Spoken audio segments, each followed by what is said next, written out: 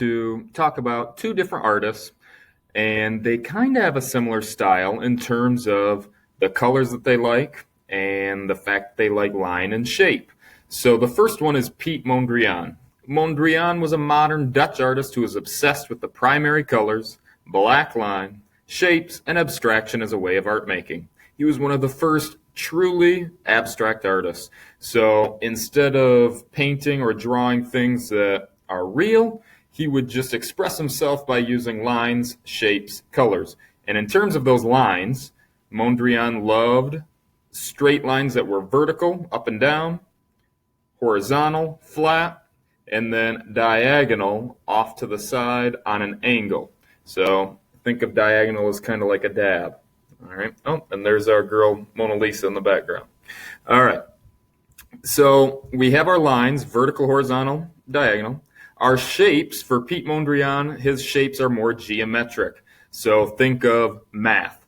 His shapes are squares, rectangles, triangles. So squares and rectangles, 4 sides. 1, 2, 3, 4. Triangles, 3 sides. 1, 2, 3. And his colors, well, you have black and white, which offer contrast. They're opposites, black and white. And then he loves the primary colors. So those 3 main colors that work with everything else in art on the color wheel. You have rojo red, amarillo yellow, azul blue, primary colors. So that's Piet Mondrian. He loves his geometric shapes, his vertical, horizontal, diagonal lines, primary colors, plus black and white. Then we have Alexander Calder. So Calder was an American artist, 1900s, was best known for his sculptures and mobiles. So a mobile, in terms of sculpture, is something that hangs and moves. So you've all probably seen an example of a mobile, you just didn't know what it was called. So a hanging, moving sculpture. And he also made abstracted paintings too. So you can see our boy Alexander here, he is like Mondrian in his use of shape, line, and color.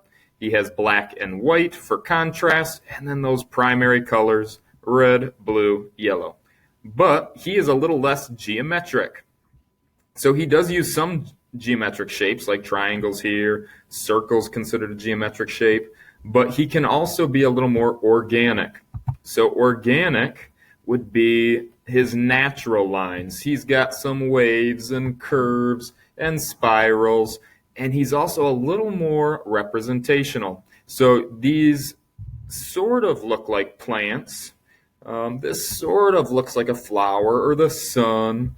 So representational, whereas Mondrian was purely abstract, just line, shape, color, but Calder gets into a little bit of representation. And then organic versus geometric. So organic with Calder, wavy, curvy, natural. So think if something's organic, you might be able to see it in the natural world, such as a plant, flower, sun. And then organic could also be like what you might see under the microscope. So under the microscope, you might see little organisms, microorganisms and bacteria and stuff like that. So organic is more sciencey, geometric is more mathy, if mathy and sciencey are words.